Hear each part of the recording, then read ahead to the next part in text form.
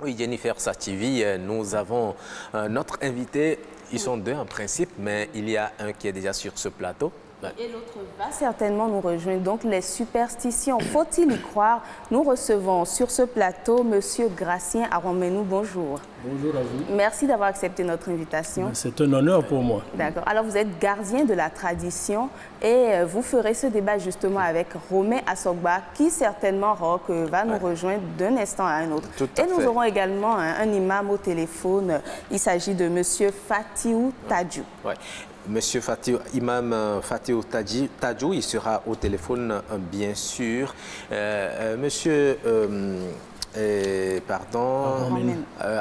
Aromenou, voilà. Dites-nous, vous avez l'habitude d'entendre beaucoup de personnes dire quand je veux sortir de la maison et que je croise celui qui n'est pas mon pied, c'est comme ça, cela se dit, on peut à Fortia. Vous parlez fond.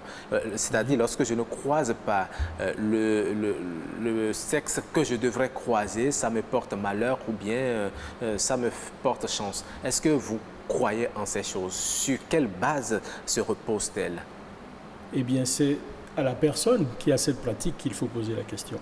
Mais généralement, ceux qui ont ce genre de comportement, ou bien c'est fondé sur l'observation, leur expérience.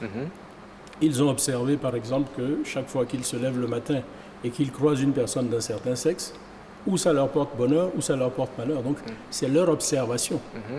C'est de leur observation que résultent ces choix, ces options-là, ces constats-là. Dans d'autres cas, ça peut être lié à des pratiques rituelles ou spirituelles. Ça a toujours une explication. Mais quand c'est présenté comme ça de façon brute et abrupte, on a l'impression que c'est mystérieux, que c'est difficile d'y croire. Donc ce à quoi je nous invite, c'est à sortir du préjugé de l'a priori et de se dire pourquoi la personne a cette attitude-là. Et là, quand vous entrez dans l'explication et que vous dialoguez avec la personne, vous ouvrez le décodeur et vous avez l'explication. Donc pour moi, la superstition résulte d'incompréhension. Quand il s'agit de choses qu'on ne sait pas expliquer, on les traite de superstition. Mais à partir du moment où vous accédez au décodeur et que vous avez l'explication, ça paraît tout à fait naturel. D'accord. Mais comment accéder à ce décodeur? Comment savoir? Parce que, comme vous l'avez dit, c'est sur la base d'observation que l'on parvient à dire que cette chose marche avec moi, telle chose ne marche pas avec moi, mais ça ne se repose pas sur une base scientifique. Est-ce que la science explique tout? Est-ce que la science suffit à expliquer le réel?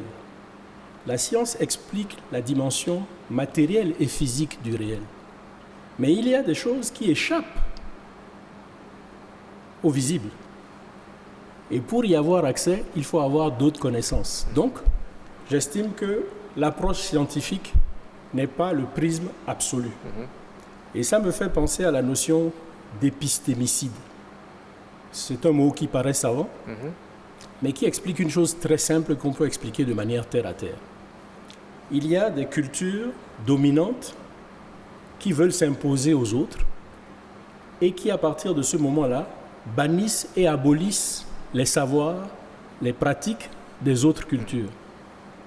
Et qu'à partir du moment où vous subissez la domination... Vous voulez dire que ce que l'on appelle des superstitions, c'est parce qu'on appartient à une autre culture qui ne veut pas reconnaître une autre, c'est ce que vous voulez dire? Simplement, ou bien alors parce qu'on n'a pas accès à l'explication du comportement de l'autre. Justement, mais là, ce dont nous parlons, il s'agit de ces comportements de façon courante, ce que nous rencontrons souvent dans la vie. Vous voyez, en dehors de cet exemple que j'ai donné, il y a d'autres exemples. On dit, quand je veux sortir, il faut que, quand j'ai ce bâton, par exemple, c'est un bâton qui me protège. Je prends aussi l'exemple, excusez-moi beaucoup, hein, vous avez mis peut-être un collier au cou. On dit que quand vous mettez ce collier, ça vous protège. Est-ce que ces choses-là sont vraiment fondées? C'est pas le mental que vous mettez, vous donnez, qui vous fait croire en ces choses-là? C'est une question de conditionnement. c'est une question de pratique, c'est une question d'expérience. Ce à quoi je nous invite sur ce genre de sujet, c'est à la grande tolérance. Quand l'autre vous dit quelque chose qui vous paraît mystérieux, prenez la peine de chercher à comprendre. Tendez-lui l'oreille et vous aurez une explication. Mais tant que vous restez du haut de votre ignorance, vous jugez ça comme une superstition, quelque chose qui n'a pas d'intérêt, qui n'a pas de fondement. Il faut juste prendre le temps d'écouter l'autre. Il ne faut pas juger. Il faut dialoguer pour comprendre. Et si j'ai porté, si vous me permettez d'expliquer pourquoi ce collier, vous m'avez présenté comme gardien des traditions. Je ne suis gardien de rien du tout. Je suis simplement un citoyen passionné de découvrir les fondements de sa culture. Ce qui fait que depuis 12 ans, j'étudie le Fa que, à tort, on présente comme une pratique divinatoire. C'est extrêmement réducteur. Mais je vais vous donner l'explication plus tard si nous avons le temps. D'accord. Oui. 2 secondes pour expliquer ceci. D'accord, oui, allez-y très rapidement. Ceci, c'est l'instrument qu'utilisent nos devins pour pratiquer la divination. Et ceux qui n'y connaissent rien disent que ce sont des pratiques douteuses, qui relèvent de la superstition, même de pratiques maléfiques. Eh bien, si vous me donnez le temps, tout à l'heure, je vous expliquerai comment cet instrument, qui paraît archaïque, est l'ancêtre du binaire, de l'algèbre de boules, de l'informatique, de vos téléphones et de vos ordinateurs. En 1 minute. D'accord. Justement, nous aurons le temps d'y revenir tout à l'heure. Et Roch, oui, nous avons été rejoints justement par Monsieur Raymond Assogba. Vous êtes socio-anthropologue et merci déjà d'avoir répondu à notre invitation. Merci beaucoup à vous aussi pour m'avoir invité. Je salue tous les téléspectateurs et téléspectatrices de BB24. Merci. Donc, nous parlons de la superstition, ce que certains estiment être des croyances. Par exemple, quelqu'un à qui on a donné une interdiction de croiser un homme ou une femme, quelqu'un qui ne mange pas certains aliments. Ces trucs-là que nous appelons des superstitions, est-ce que vous pensez qu'elles sont vraiment fondées? Merci beaucoup. En fait, c'est un phénomène psychosomatique qui a des conséquences, on doit dire, sociologiques, des conséquences sociales. Moi j'ai vécu une expérience de cela. Laquelle? Je me rappelle que quand j'étais petit, il y a une dame qui a dit à ma maman de m'appeler et elle lui a dit qu'elle va me remettre 10 francs pour que j'achète du riz, parce qu'elle vend du riz. Oui. Et elle a dit à ma maman que lorsque moi j'achète le premier, elle vend tout en un rien de temps. Cette expérience, je l'ai vécue, c'est resté scotché à ma vie. Et donc je pense en fait que... Donc chaque fois, elle procède comme ça. Vous dites? Chaque fois... Et chaque fois, c'est ce qu'elle fait le matin. Voilà. Elle, avant de vendre, il faut qu'elle vienne et c'est elle qui me remet les 10 francs. Et puis j'achète chez elle et elle vend. Donc pour elle, c'est une réalité. En fait, la superstition, il faut considérer que c'est lié en fait à l'histoire de l'Europe d'abord. Parce que l'Europe, pendant près de 500 ans, la religion chrétienne a fait la guerre au savoir, à la gnose détenue par les populations pour les arracher à leur connaissance et rentrer à l'église. Ce qui fait qu'avec le temps, ces savoirs que les gens savaient reviennent. C'est comme on dit, c'est un retour du refoulé. C'est le retour du refoulé. Donc cela veut dire que c'est dans le domaine des symboles, c'est une réalité de la vie que l'individu fait des observations. Il constate. Donc c'est l'ordre de l'empirique. C'est en découvrant la régularité de certains phénomènes que l'individu arrive à un savoir et décide que pour lui, ça marche. Lorsqu'il sort, qu'il cogne son pied gauche contre un caillou, quand il va en ville, toutes ces affaires marchent. Est-ce qu'on peut dire que c'est lié à la foi de la personne? Non, ce n'est pas la foi, c'est lié à la connaissance. C'est une connaissance. C'est pourquoi la définition même de superstition doit être questionné. Et moi, intuitivement, comme je suis voyageur spirituel, vous savez, les mots sont façonnés. Il faut voir dans superstition 2 mots. Il y a superstructure et institution. C'est ça qu'ils ont collé pour faire superstition, c'est-à-dire une croyance irraisonnée. Vous comprenez un peu? Ça, c'est lié à la psychologie des Occidentaux, vous savez, qui ont rejeté leur histoire. C'est pourquoi ils ont tué leur roi. Le 23 janvier 1793, ils ont tué leur roi pour dire qu'ils rejettent toute leur histoire, tout ce qui est le passé. Et ce qui fait que quand ils sont venus en Afrique et qu'ils ont rencontré l'ancêtre qui versait de l'eau aux pierres de l'Iroko pour souhaiter la bienvenue à ces missionnaires qui sont venus, ils ont dit que c'est de la superstition, c'est-à-dire que nos ancêtres croyaient en l'arbre. Alors que ce n'est pas de l'arbre qu'il s'agit. C'est une élaboration intellectuelle d'une causalité qui prend sens dans ce que Carl Gustav Jung a appelé l'inconscient collectif. C'est-à-dire que si vous prenez, nous les Béninois, il y a une zone du mental où on peut aller chercher tous les symboles qui prennent sens et expliquent nos relations sociales. Et donc, pour nous, ce n'est pas des superstitions. Ouais. Donc, je voudrais vous amener à comprendre que nous sommes dans 2 types de réalités. La superstition est de l'ordre de la pensée cartésianiste. Et pour nous, ce dont vous parlez, c'est une forme de connaissance qui prend sens dans ce que le professeur a pouvoir appeler la bodicée, c'est-à-dire le système social dans lequel tout s'explique par Fa, Vodou et Bo. Voilà. C'est pourquoi je salue mon aîné qui est là et qui vous donne cette explication par le symbole de Agoumangan qui porte. D'accord. Vous savez, c'est lorsque vous croyez... on ne croit pas. Oui. Laisse la croyance. Oui, non, il faut bien croire pour que l'effet se produise. Je prends un exemple.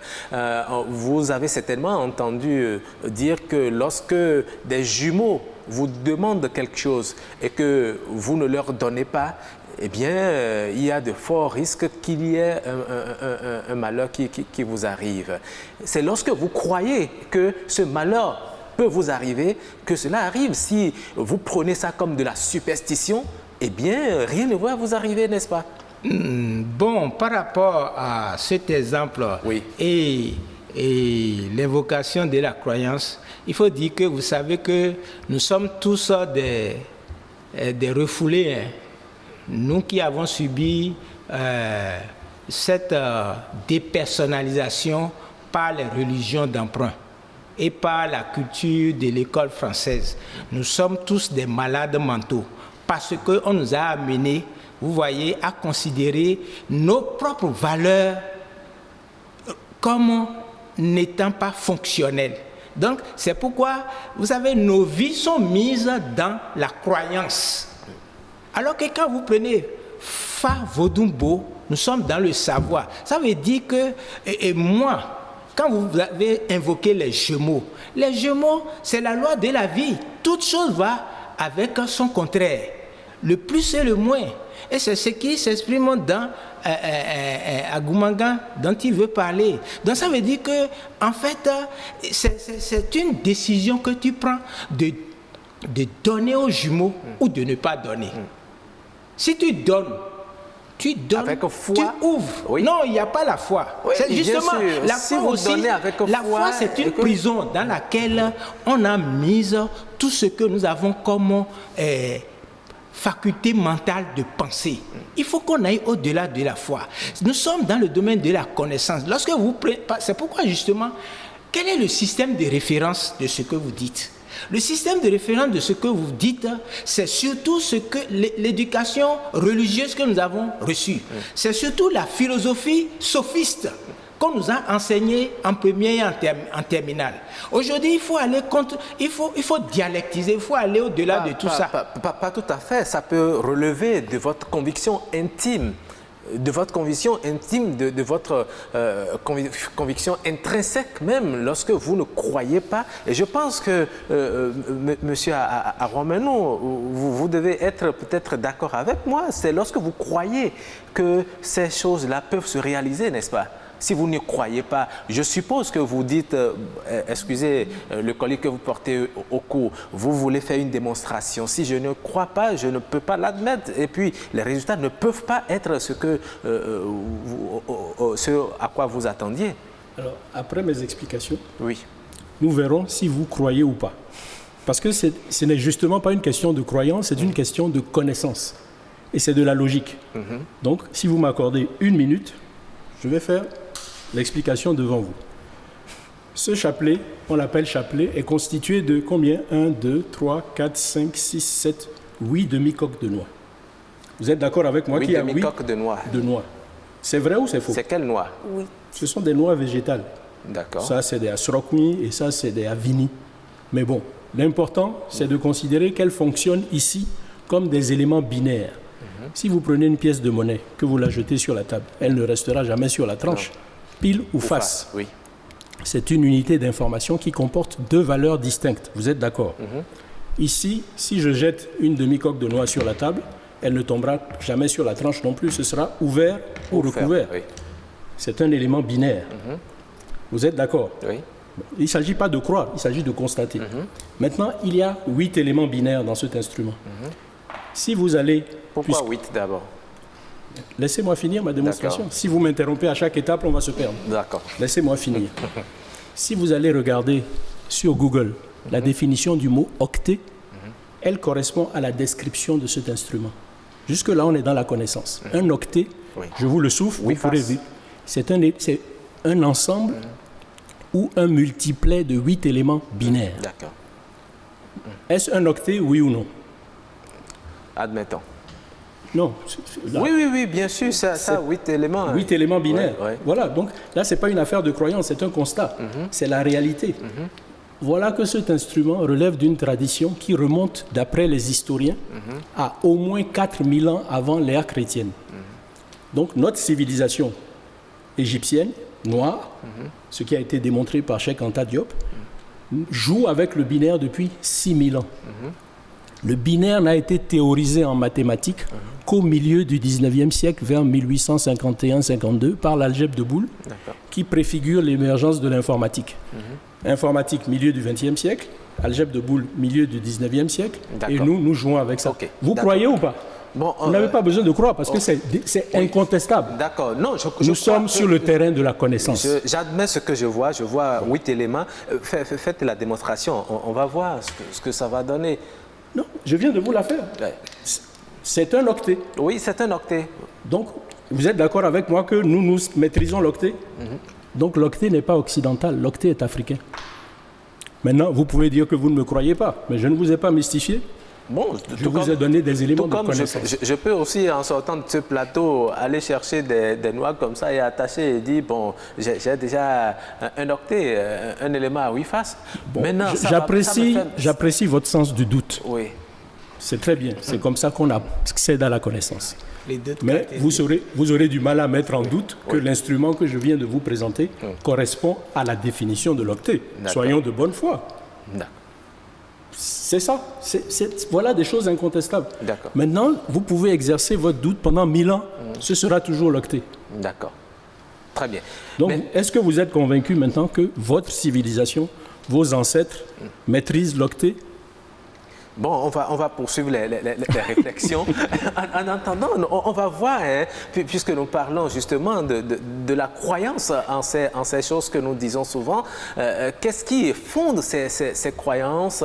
Est-ce que tout le monde partage justement ce que l'on dit, ce qui est interdit à l'autre? Est-ce que c'est la même chose que l'autre doit s'interdire aussi? Eh bien, nous allons rapidement écouter quelques concitoyens que nous avons rencontrés dans la ville de Cotonou qui se prononcent justement sur ce qu'on appelle superstition et que les invités au plateau pensent que ce n'est pas de la superstition. Pour moi, c'est la foi qui compte. Je me souviens en 97, quand on allait à l'examen, les gens nous ont dit de couper les cheveux d'abord, ou soit la veille de composition, si on rencontre un char noir, quelque chose comme ça. Je ne crois pas trop à ça. Mais il y a des croyants. Je me souviens aussi en 2005, à Begame, ici, j'avais lu dans une maison, il y a une dame. Quand elle veut sortir de la maison, elle rencontre un homme, elle retourne d'abord. Donc elle croit à ça. Moi, je ne crois pas trop à ça. Dieu a dit, Allah wahad, qu'il est le seul uni. Allah à part lui, il n'y a personne sur cette terre. Donc ces trucs-là, c'est les trucs de la nature. C'est les trucs de la nature, donc l'homme ne peut pas croire à cela. Il y a d'autres qui croient à ça. Mais à part Dieu, il n'y a rien sur cette terre. Le reste, c'est folklore.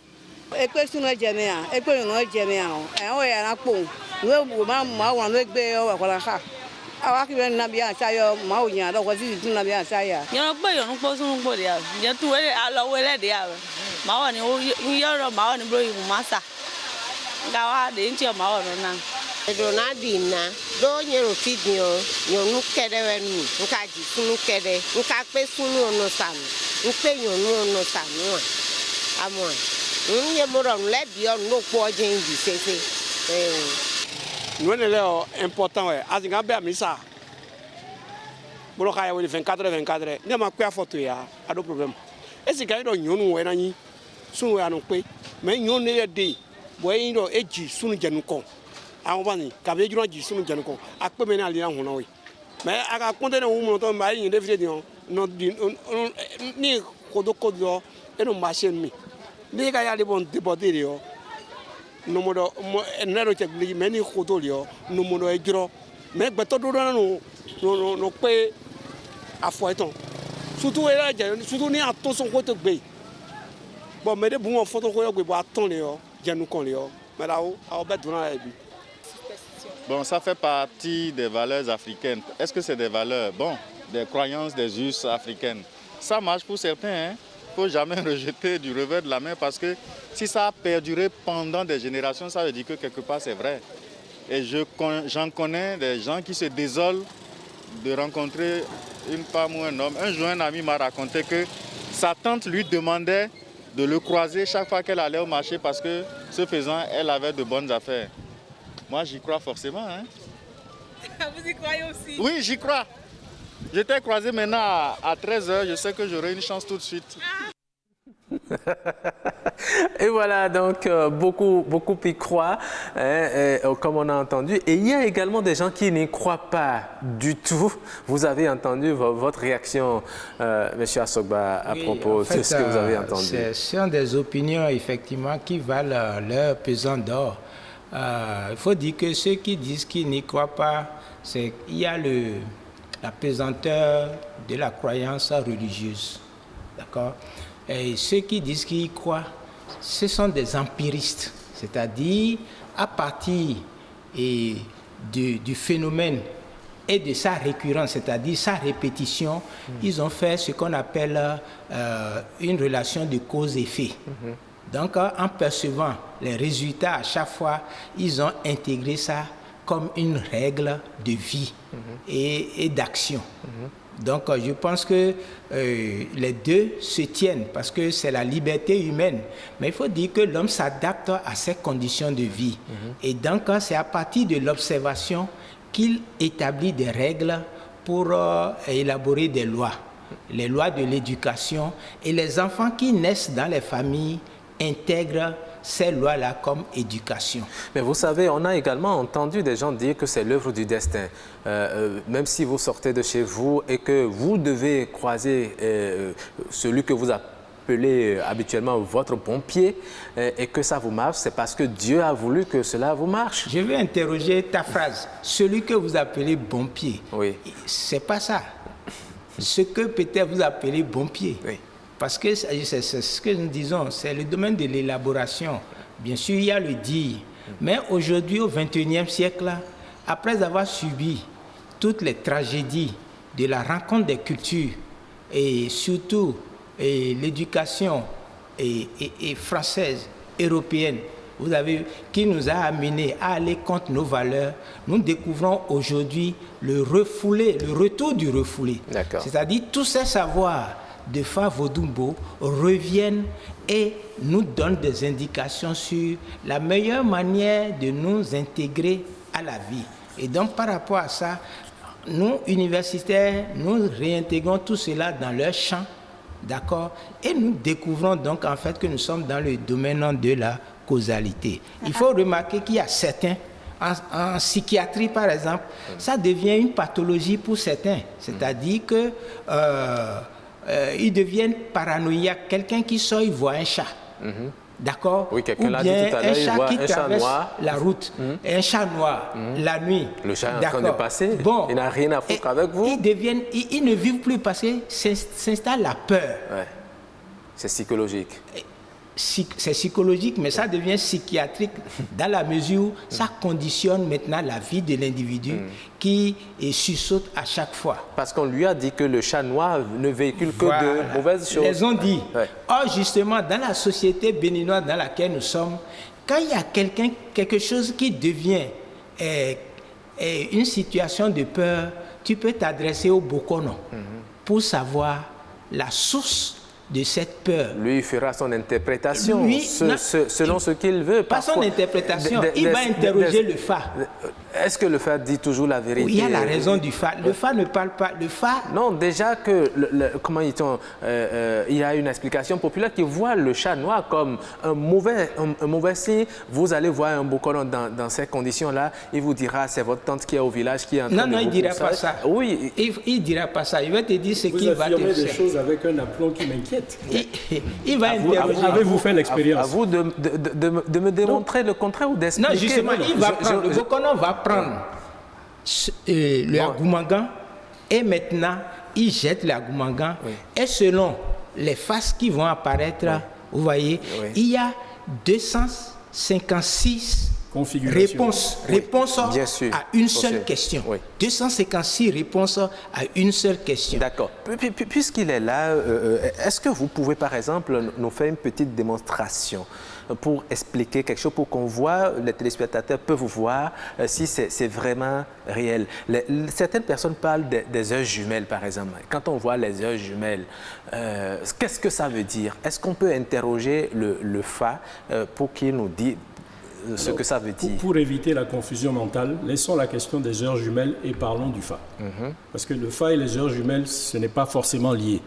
Si vous mélangez... l'interprétation qu'on peut en faire. Alors, je ne peux rien vous dire sur les heures jumelles, je ne m'y connais pas, je ne connais rien à la numérologie. D'accord. Mais depuis 12 ans, j'étude le Fa. D'accord. Et je peux vous expliquer. Maintenant, combien de temps vous m'accordez? Selon le temps que vous m'accordez. Vous avez au plus 1 minute. Juste 1 minute, on va essayer de faire vite. Mais c'est dommage de parler de nos savoirs endogènes dans un délai si court. Parce que on aura un autre plateau. Quand il s'agit des savoirs des autres, vous accordez beaucoup plus de temps. Mais je vais faire vite. C'est parce que nous sommes pris par le temps. Le devin tient le chapelet par le milieu pour isoler 2 branches de 4. Et moi, je fais un geste aléatoire, purement pédagogique. Le geste du Bokono est un geste consacré. Si vous êtes chrétien, la notion de consécration vous dit quelque chose. Bon, ne nous attardons pas sur ça. Et maintenant, quand il jette le chapelet, par convention, c'est mathématique, ça se lit de droite à gauche. La branche de droite affiche une information, la branche de gauche en affiche une autre. Ce sont des pictogrammes et les deux donnent un idéogramme. Donc quand c'est ouvert, c'est symbolisé par un trait simple, quand c'est recouvert, c'est symbolisé par un double trait. Donc ici, le pictogramme qui s'est affiché, c'est 1, 2, 2, 1. À droite. Et à gauche, c'est 1, 1, 1, 2. Et donc le Bokono qui, lui, a le décodeur dans sa tête, vous dit tout de suite le nom de ce pictogramme et celui-là. Moi, je n'ai pas l'expertise du Bokono, je dois me référer à mon livre pour vous le dire. Mais comme je ne veux pas abuser de votre temps, donc c'est parfaitement mathématique. Chaque branche de 4 peut présenter 16 configurations. Ce sont les 16 pictogrammes de l'alphabet du Fa. Et 16 x 16, vous avez les 256 configurations possibles. Donc, cet instrument a un fonctionnement rigoureusement mathématique. Donc, il permet d'expliquer quelle est la relation entre ce que vous avez vu et que vous prenez peut-être comme superstition et l'explication que le Fa peut apporter. Est-ce que ce que vous avez rencontré comme situation, le Fa était témoin ou bien comment cela s'explique? Il faudrait beaucoup plus de temps pour aller en profondeur, sinon nous allons rester superficiels et nous ne serons pas sérieux parce que c'est une véritable science. Le jour où vous aurez 30 minutes à m'accorder, je vous expliquerai comment cet instrument est lié à 3 dictionnaires. D'accord. Très bien. Nous allons rapidement établir la liaison téléphonique avec l'imam de la mosquée de Fifadji, imam Fatiou Tadjou. Bonjour, imam. Bonjour, mon journaliste. Voilà, vous êtes en ligne dans cette émission. Nous parlons de la superstition. Vous savez ce que l'on appelle superstition. Est-ce que vous croyez déjà en ces choses, imam? Bon, je vous remercie, mon journaliste. La question de savoir si vous voulez sortir, vous avez rencontré une femme ou un homme et on dit généralement, est-ce que c'est la chance ou bien la malchance en son temps, ça peut entraîner la malchance ou la chance. Donc, la vie de l'islam, en selon l'islam, en nous référant au verset coranique qui stipule que بعد أعوذ بالله من الشيطان الرجيم قل لا يصيبنا إلا ما كتب الله لنا هو مولانا وعلى الله فليتوكل المؤمنون صدق الله العظيم. Le verset qui dit ô toi Muhammad sallallahu alayhi wa sallam, rien ne nous atteindra en dehors de ce que Allah a prescrit pour nous. Il est notre protecteur. Oui. C'est en Allah que les croyants doivent mettre leur confiance. D'accord. Donc, ce verset est clair à clarifier la question. Voilà, donc on comprend que selon l'islam et selon le Coran, il ne faut pas croire en ces choses qui se disent, n'est-ce pas? Oui, ce n'est pas le fait de rencontrer un être humain, que ce soit la femme ou un homme qui peut fiancer notre vie, non. La chance, la malchance, le profit, disons, cela ne provient que de Dieu. Donc, la parole d'Allah, voilà la parole d'Allah qui a clarifié cette question. D'accord, mais imam, dites-nous, ça peut, ce que vous dites là, si je suppose, vous sortez de chez vous et que chaque fois que vous prenez votre véhicule, vous croisez peut-être un enfant de sexe masculin, votre véhicule tombe souvent en panne. Et régulièrement, vous faites le constat que cela vous arrive. Est-ce que vous n'allez pas finir par croire en cela, au fait que quand on sort et qu'on croise par son bon pied, eh bien, malheur arrive en chemin. Est-ce que vous ne serez pas amené à croire aussi en ces choses? Vous savez, le prophète dit que l'action vaut un acte. Vous voyez? Et notre intention, c'est sur l'intention, c'est l'intention qui juge. Si quelqu'un croit à quelque chose, voilà que les choses reviennent à l'intéresser. Vous voyez? Si un musulman, il a la croyance sur quelque chose, supposant, chaque fois il pose un pied par terre, il s'agenouille devant ça souvent et il appelle Dieu, il appelle ses fétiches, ou il demande quelque chose devant la pierre.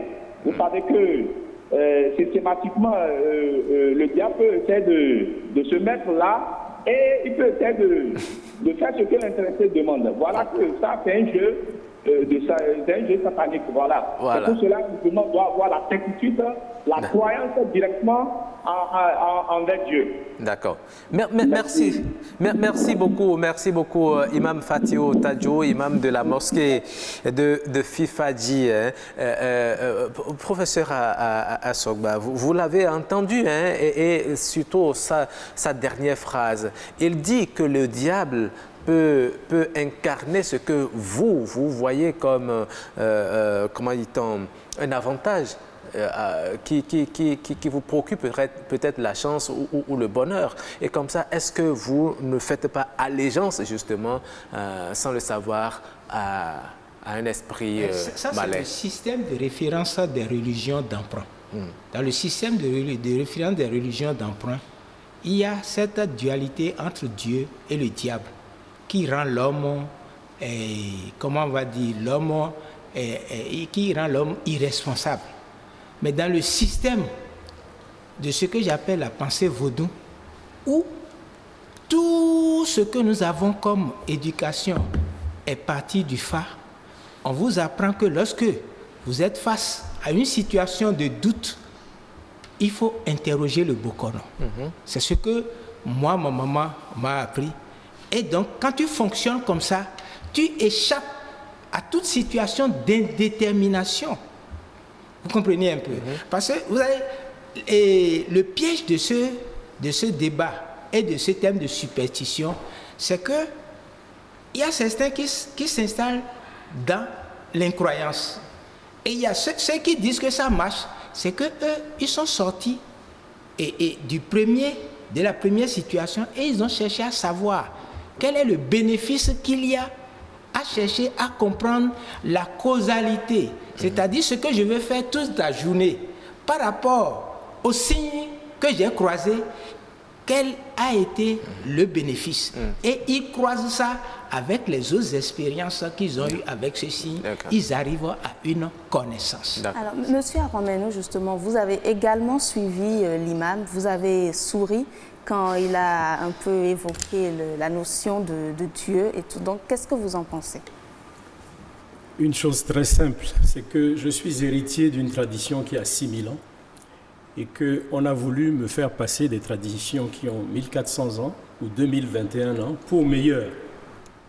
Et moi, j'estime que la tradition dont j'ai hérité de mes ancêtres est largement antérieure. Elle a même inspiré les autres, mais que j'ai du mal à céder mon pactole de $6000 contre 1400 ou 2021 $. Je me sens beaucoup plus riche, attaché à ma tradition africaine ancestrale, que ceux qui sont attachés à des traditions beaucoup plus jeunes, mais surtout, je pèse bien mes mots, exclusivistes. Je m'explique. Que ce soit l'islam ou le christianisme, ils estiment que si vous ne passez pas par leur prophète, vous n'aurez pas accès à Dieu. Mais de quel droit? Nos ancêtres qui ont vécu des millénaires avant Mahomet, avant Jésus-Christ, vivaient-ils dans les ténèbres? Vous acceptez? Non, soyons sérieux. Est-ce que vous, en votre âme et conscience, vous acceptez que vos ancêtres ont vécu dans les ténèbres? C'est inacceptable. Il faut qu'on se dise les choses sérieusement. Personne J'ai ne beaucoup le dit de respect. Oui, personne pour ne toutes les le dit religions. sur ce plateau que les ancêtres ont vécu dans les ténèbres. Personne ne dit non plus qu'il ne faut pas croire en Mahomet ni en Jésus-Christ. Il faut respecter la croyance de chacun. Tout à fait. Et il faut éviter l'intolérance qui consiste à dire si tu ne passes pas par mon standard, tu n'auras pas accès à Dieu. Ça, c'est problématique parce que ça a été la source de guerre. Ça a été la source de tas de cadavres et de sang. C'est démontré historiquement. D'accord. Nous allons y revenir. Donc voilà tout mon à l'heure. opinion. Vous me l'avez demandé, je vous l'ai donnée en toute sincérité. Tout à fait. Nous allons rapidement lire quelques messages des téléspectateurs également. Il y a M. Oga Komlan Simon qui dit ceci. C'est ce que je crains qui m'arrive. Il dit, c'est ce que je crains qui m'arrive. N'oubliez pas aussi la puissance de la parole. Parce que vous dites à chaque fois que vous sortez de la maison, vous n'allez que rencontrer le contraire de ce que vous désirez. Satan aime ça, soyez libérés. Et il y a... oui, allez-y. Oui, un autre message de Gisèle Dantinon qui nous dit « Personnellement, je n'y crois pas trop. Souvent, ce sont les personnes très âgées qui font souvent référence à ces choses. Dans toutes les sociétés africaines, il y a ces superstitions, mais ce sont des obstacles psychologiques qui agissent dans la vie de ceux qui y croient. » Voilà. Et M. Christian Yankadia qui dit ceci, « Doit-on y prêter foi? Non. On peut toutefois prendre en considération certains de ces signes. C'est parfois un message de la nature. Savoir les interpréter peut s'avérer bénéfiques. Les superstitions, pour les appeler ainsi, sont innombrables dans toutes les traditions. Cela dit, moi, en sortant de chez moi le matin, c'est pas Roch que je souhaite rencontrer, mais plutôt une femme. Si en quittant mon bureau pour BB24, mon pied gauche heurte un obstacle, ce n'est pas le bon moment. Je retourne m'asseoir quelques minutes d'abord. D'accord. Un autre message de Francine Adjaro qui nous dit « Lorsque le poisson sort de l'eau qui est sa source de vie, il meurt. Lorsque l'arbre se détache de ses racines qui lui donnent la vie, il meurt. Au commencement de la création, Dieu forma l'homme de la poussière et souffla dans ses narines un souffle de vie, et l'homme devint aussi un être vivant. Alors, si l'homme se détache de la source qui lui donne la vie et s'attache à des superstitions, certainement qu'il mourra, et cette mort peut ne pas être physique, car nous avons plein de cadavres ambulants aujourd'hui sans le savoir. Pour d'autres, ce sont les carrières qui sont mortes. Ailleurs, c'est le mariage, etc. Voilà quelques messages que nous partageons, puisque le temps est en train de filer. Nous allons faire rapidement un dernier tour de table. J'ai bien envie de demander à monsieur, à Juan Menou Gracien, qui a beaucoup d'informations à partager avec vous. Rassurez-vous, je ne suis pas en train de mal prendre ce que vous défendez, mais c'est pour nous permettre de mieux comprendre, de permettre aux téléspectateurs de mieux comprendre que nous posons les questions qu'il faut. Alors, est-ce que quelqu'un qui a l'habitude de croiser, comme on le dit, et beaucoup l'ont dit, un sexe donné à travers les messages, on a également, est-ce que le collier que vous avez permet de lui clarifier le sens de ce qu'il rencontre chaque fois et ce qu'il adviendra?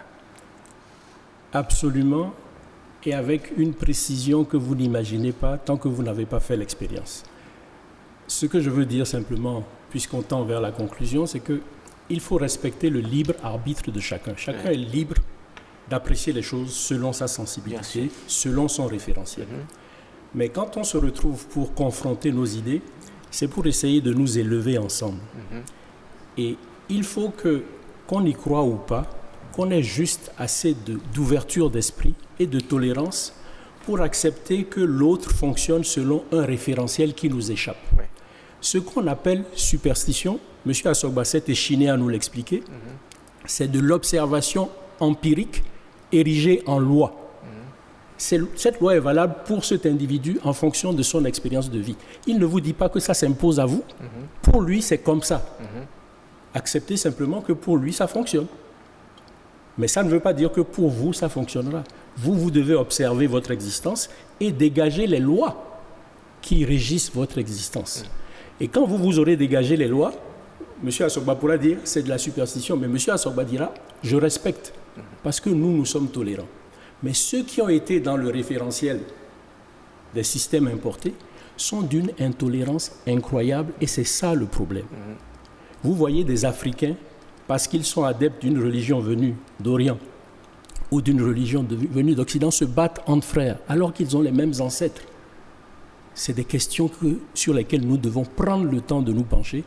Donc, pour conclure, la superstition, certes, mais il aurait fallu qu'on élève la discussion un tout petit peu au-delà pour comprendre les lois, les principes qui régissent les superstitions. Sinon, chacun reste dans sa position et dit ce que l'autre dit, c'est de la bêtise. Non. Autrement dit, tout ce qui vous arrive dans la vie a une explication que le FA peut expliquer. C'est ce que vous dites. Absolument, mais je n'ai pas le temps de vous le démontrer. Oui, on aura le temps à une autre occasion. Oui, monsieur Raymond Assogba. Oui, moi je vais vous dire que vous savez que les superstitions sont entrées dans nos vies lorsque Dada Béhanzin s'est rendu à Dot il y a 127 ans, en 1894.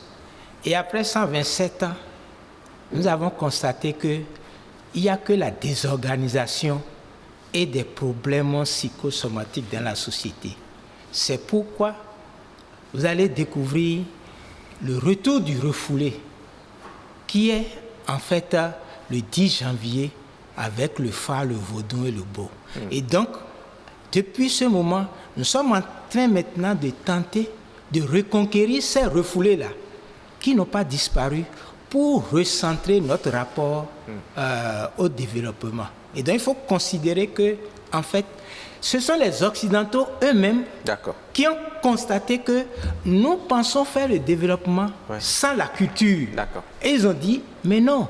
Et c'est Axel Kabou et Daniel Mengele qui ont écrit pour dire, soit il faut un réajustement par la culture, ou est-ce que l'Afrique refuse le développement? D'accord. Merci. Merci beaucoup, Monsieur Raymond Assogba. Vous êtes socio-anthropologue et vous êtes biologue également, bien sûr. Bien sûr. Merci d'avoir accepté et participé à cette émission. Merci également à vous, Monsieur Gratien Arouameno. Vous avez refusé qu'on vous appelle gardien des traditions, mais vous êtes un pratiquant du Fa. Non, je ne suis même pas pratiquant, je suis un profane. D'accord. Mais je suis un passionné d'identité. D'accord, très bien. Merci beaucoup. Merci on aura l'occasion de revenir plus amplement sur l'usage et les interprétations qu'il faut faire des signes du Fa. Mesdames et messieurs, merci d'avoir suivi également ce débat.